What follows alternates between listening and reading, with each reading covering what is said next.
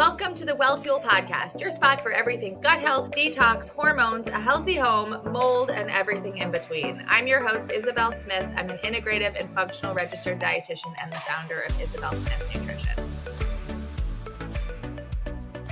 Hello, friends, and welcome back to the Wellfuel Podcast. I am so excited to have my friend Evie here with me. We are going to be having a pretty awesome conversation, and not one that we've had actually here on the podcast yet, but one that I really have been looking to have for a while. So Evie, thank you for helping us. And that conversation is about being a busy, successful woman and still taking care of yourself, prioritizing your health, and still being able to do it all, because it is possible, but it takes some self-hacking. So who is Evie? Yvonne Heimann is the CEO and founder of AskEvie.com and leading ClickUp evangelist and author of the Basics of Mastering ClickUp, as well as a passionate business efficiency and scalability consultant, mindset coach, NLP Master Practitioner, and speaker. Using her knowledge of over 15 years running multiple businesses, she helps her clients organize, strengthen, and streamline their businesses into profitability and success. Yvonne is a force to be reckoned with. She is. When her husband died, she was determined to not only resume her passion for building bulletproof businesses, but also to make sure that those who go through something similar can find the same solace and excitement in entrepreneurship that she did. She wants everyone who goes through a life-changing challenge to know that they can come out on top too, even if it takes time. Her work is driven by a vision of a world where digital entrepreneurs not only make a living doing what they are passionate about, but also thrive and wear their passions as badges of honor. A world where no one is ever faced with the decision of having to put business and making money over family and loved ones. That is Yvonne's mission. Welcome. I'm so happy to have you. Happy to get to hang out with you and nut out. So if you didn't know yet, Evie is German. Mm-hmm. She's bossy AF, and she has so much to share with us. So Evie, can you give us a little bit of information about like how you got, because you do actually way more than I even thought you did. I love reading people's bios because I'm like, oh, I didn't know that. You've had a really interesting career and life. It's been interesting looking back because I'm like, I planned on nothing of this. I was like kind of like following the yellow brick road where I'm like, oh yeah, let's do this. And why don't we do that? And then the last recent phase of Ask Evie becoming what it is and me doing what I'm doing was the realization of, wait, people don't see systems everywhere. I cannot even go on my daily walk without seeing my property management company wasting time and money. That is not relaxing. It takes practice for me to not see systems. You and I should spend more time together because you and I are the opposite humans. So it all has its good and its bad. It all has its good and its bad. Well, so when you started this business, how many years ago? This business started to evolve in what it is right now, literally in 2015 after I lost Pete. When I lost Pete, there was nothing left. There was no life insurance. I lost the house. I had to start from zero. Fortunately, a lot of angels in my life. And in that time frame, I was looking at all the resources I had. I had my late husband's business, which was TV and radio commercial, that kind of stuff. I had my business, which was a web design agency at that point with no clients because I took care of him for 2 years. And I was like, what am I going to do with all of this? How does this make sense? And that was the moment when I realized clients were coming to me for web design and they're left with full-on business coaching. And then it took a couple more years to realize it's not just business coaching. It's that efficiency, that doing more with less. We all started a business to get something out there, to deliver something where we saw a need. And then how often does it happen to us that we end up in the 24/7 rat race of not taking care of ourselves, not only partially putting us first. We suddenly often end up in just another job. Yeah. And true. It doesn't have to be that way. It's not supposed to be that way. That's not why we started a business. It's true. And I think we fall, and I can speak for myself here, fall victim to chasing or following like the demand, right? And so Mhm. the demand comes and you're like, I have to take the demand. So I guess I'm going to give up my whatever afternoon that was designed to be mine or my morning because the business demands it. So I have to do it. And that was, oh my God, that was one of my biggest lessons because I'm the same. I'm like, oh my God, you need my help. I'm here. I'm here to help you. It feels good helping people, Yeah. right? That's what we're here for. But then I suddenly realized I always told my clients, if you don't ask, the answer is always no. It's true. So clients will come to me, they will ask. Friends will come to me, they will ask. It is my responsibility to set a boundary, to say, hey, I'm not coaching in my DMs. Pop into my Facebook group to say, hey, it is Sunday. I'll get back to you on Monday. It doesn't even have to be that clear response to them. It can be as simple as not opening up your business email on a Sunday. And I know. that to me, oh my God, that was, I'm still not fully recovered of this, but it's getting better. It's hard. It's hard. And, because you probably know exactly, you do know exactly where I am in my business and all of my woes. There's always stuff that needs to be done, and there's always going to be stuff that needs to be done, right? And Yep. so it's like, I've always been the person who did their homework 2 weeks ahead of time. So now you Can really, you give me some of that? I know, right? I'm So the last minute girl. no, I have all of my stuff done as soon as I can, which means for me, it's been hard because the list is rotational, right? And so I get some stuff done. There's more stuff to do, clients and emails and all the rest of it. So, I'll actually delete my app off of my phone to give myself the space to not be able to like, not even thinking, you just like swipe to the right place and you click and you're in the app, without even realizing it. But it really takes a toll on your nervous system when you do that. Can I ask you a question? Sure. Love the take the app off. Same thing. It's like I often do a detox where I even my everyday apps I throw off for a couple of days. Now, as we talked about, you are the one getting it first done as soon as you can. I'm one to wait for last second. So what I did for me has been getting into a habit, and it's a habit. It's like you got to get used to doing it, where I schedule it out. Meaning, rather than, quote, trying to get it done as early as possible, have you ever tried to say, okay, I'm looking at the next week or maybe the next month, and I know I need to get these things done, and specifically schedule spots? Yeah.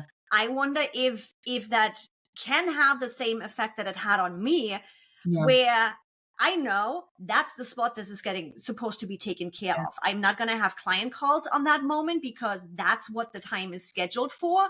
Yeah. And I was able to get out of that last second. I wonder if it's possible for your brain too to say, we have a scheduled time for this. It's going to happen on that time. I'm not touching it right now. And it becomes kind of like an excuse to push that, hey, I'm doing this now because I'm always doing everything right away. Yeah. I wonder if that could help, because I get you. It's like when we get into these habits and it's this, oh my God, it's like, I don't know. I used to be a smoker. It's like having to have that cigarette or having to have that chocolate or whatever. We are in this habits and our brain and body is just running in that strategy. Yeah, it's you are gonna die with what I'm about to tell you. You're gonna die. You ready? I'm ready to watch a person die on camera. So my client schedule, I manually schedule all of my clients. She's dead. She's dead. And guys, I'm still breathing. But it's like, it is so funny you mentioned the manual scheduling, because I'm like, people, automating your business is really not that difficult. Why are you manually scheduling? And the question, my follow-up question before I go into this is the first step of automation. Why are you spending time scheduling? Would be the question, what specifically does it mean you are manually scheduling? If you are on the phone with the client, hey, when are we meeting next time? And you get it on the schedule, I don't have a problem with that, because that takes you 5 seconds. That's what it is most of the time. And that's not a big deal. The problem is when you then have to follow up because something has changed and you need to reschedule, and they can't just hit a button to reschedule. So the reason that I haven't done that, and this is like not even really for the podcast, It's like you never know where we take our conversation, right? The reason that I haven't done that is because I candidly, I don't like people like being able to just like go in and change my whole schedule without me knowing, right? So I've kept it like it's really, my schedule is like, for me, the thing that's like most mine, right? And there's so many other parts of my day in life that aren't, right? And so I've gotten very, very strict with like, I don't see clients before a certain hour, and I'm done pretty much by a certain time. But you'll be happy to know I brought in somebody who's my assistant, and she's going to take over all my scheduling. It just hasn't happened yet. So, and that's your way. I don't have, your reasoning for that is your own health. It's your own mental health. yeah. So I'm like, why not? And you're doing the right thing to get yourself a little bit out of that. Mm-hmm. There is ways to limit and set boundaries and do all kinds of things, just throwing it out there. But for just by it's your mental health. And that's how you are taking care of your mental health. Yeah. And it works for you. Cool. And as Why business not? owners, that goes by the wayside often, right? Is this like nervous system, mental health stuff. So what do you do on an everyday basis to like really keep your nervous system and your mental health like up to speed? What do you do? Oh, I wish it would be as regular as a daily. Let's be honest. It's an ongoing practice. Some days it works better. Some days it doesn't. Mm-hmm. There's my collection of things that I do in rotation is quite long. One of the things is my sleep. Nobody screws with my sleep. I need my 8 hours. If I don't have my 8 hours, you will be able to tell. And I'm already quite straightforward and rough around the edges as a German. You don't want to see me without my sleep. So I have spent, oh my God, I don't even know. I think I got my Aura Ring back still on version 1, then switched to 2 and switched to 3 now.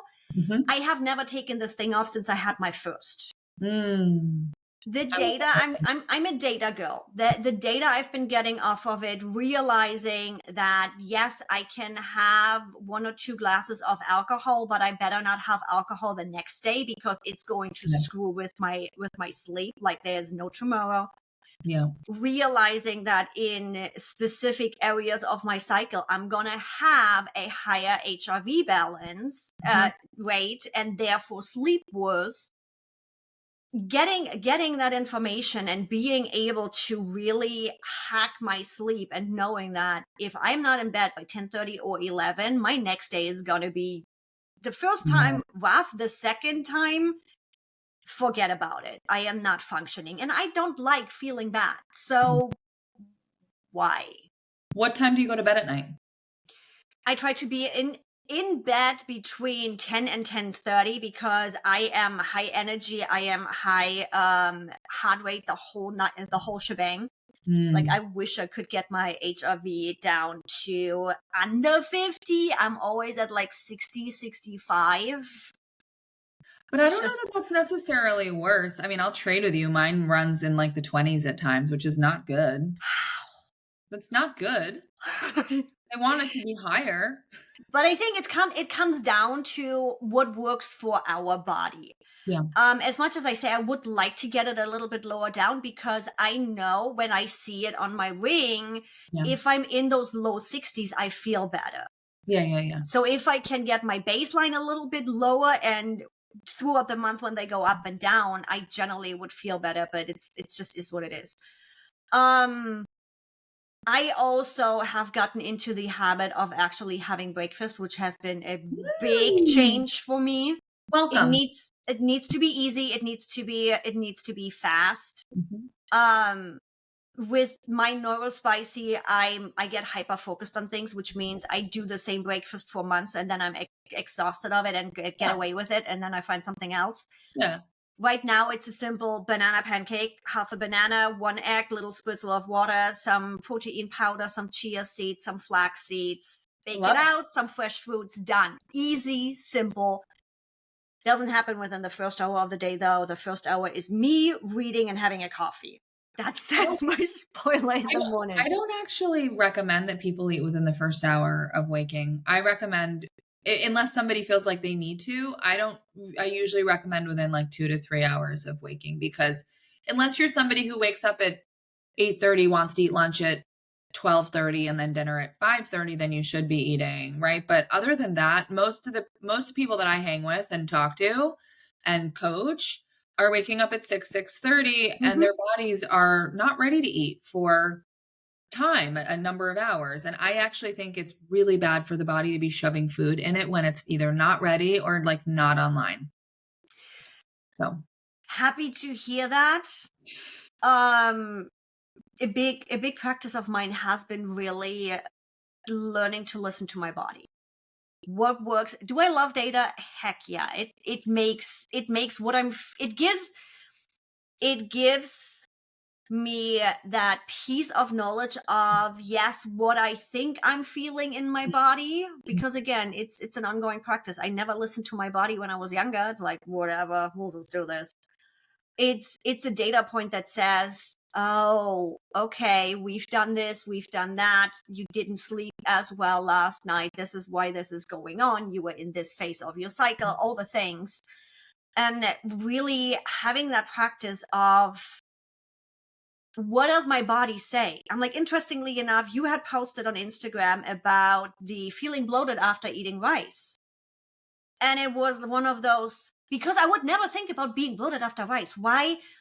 And it became one of my data points where I'm going to be paying attention, because I'm not 100% sure if that is one, but I've been dealing with certain foods just causing bloating. And I'm like,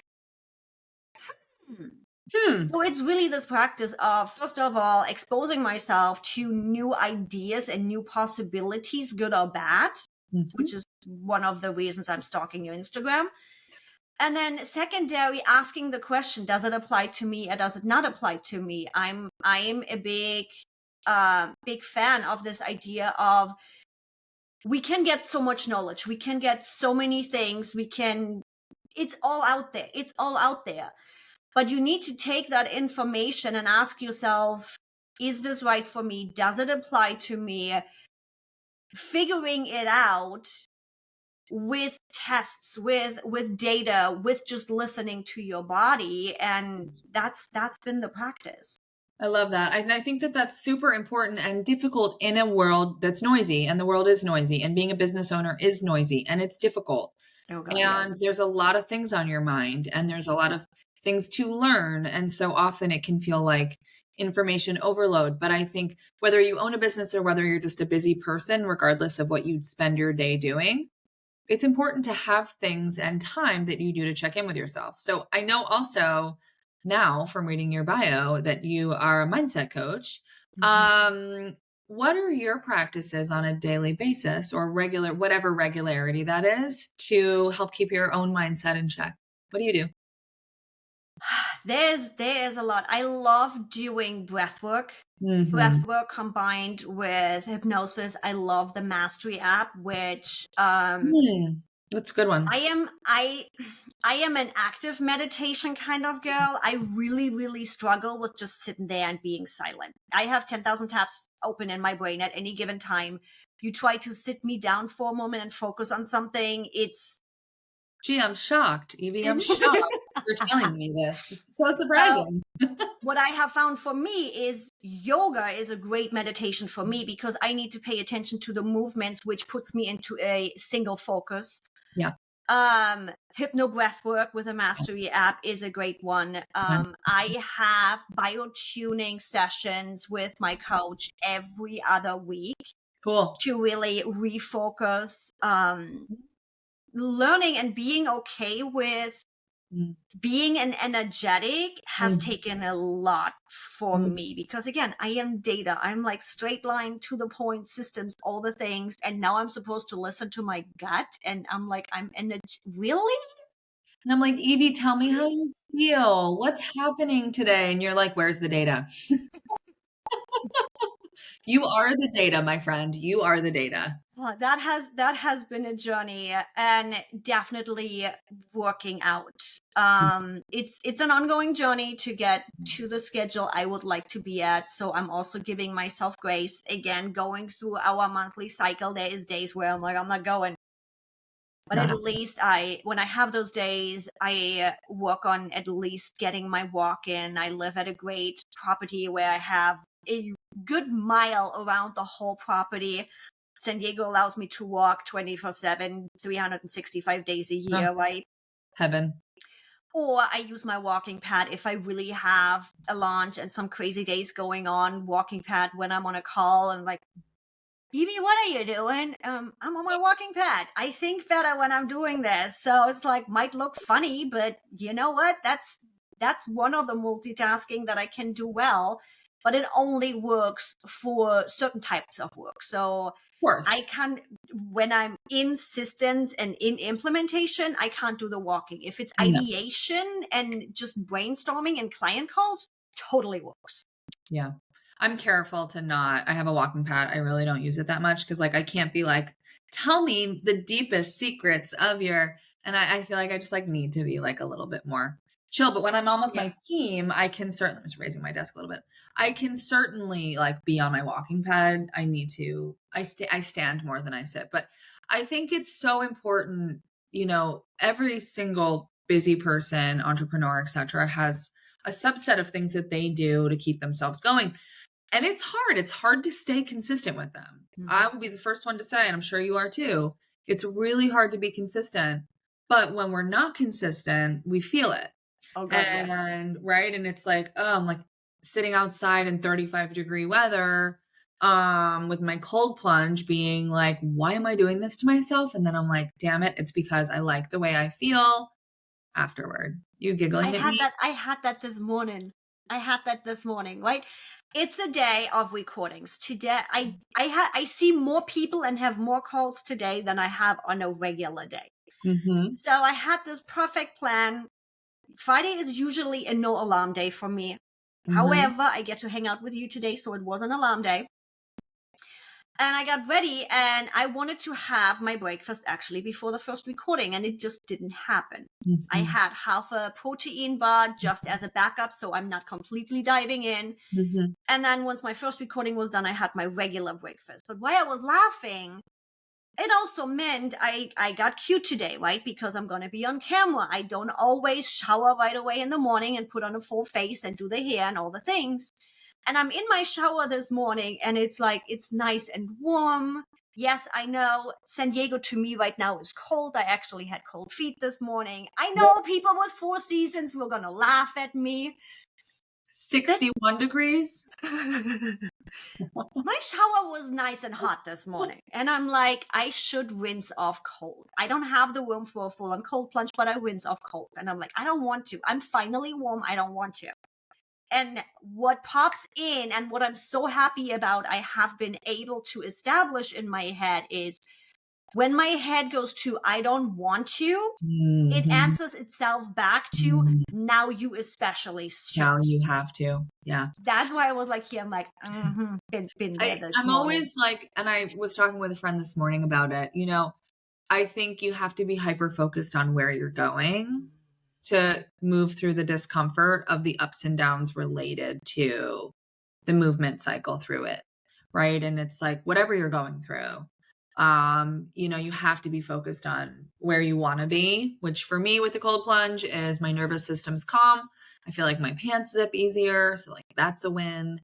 And, you know, like why, like, that's why I'm doing it. Not so I can sit outside in my backyard in a bathing suit and my weird neighbor can look at me from his house. Like, no, that's not why I'm doing it. And it's what it's for me too. It's after losing Pete, then being in a toxic relationship. I came to San Diego to center myself again, to figure out who I am and all the things, and then realizing just how out of whack my body was.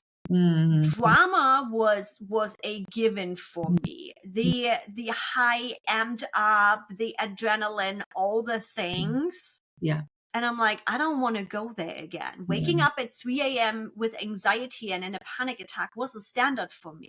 Yeah. That hardly ever occurs anymore, but it took me quite a while to balance everything again. It's to get my body off the state of having had the implant. I was on hormonal birth control for the longest time, then decided to get off the pill and get the implant because it has less additional crap in it.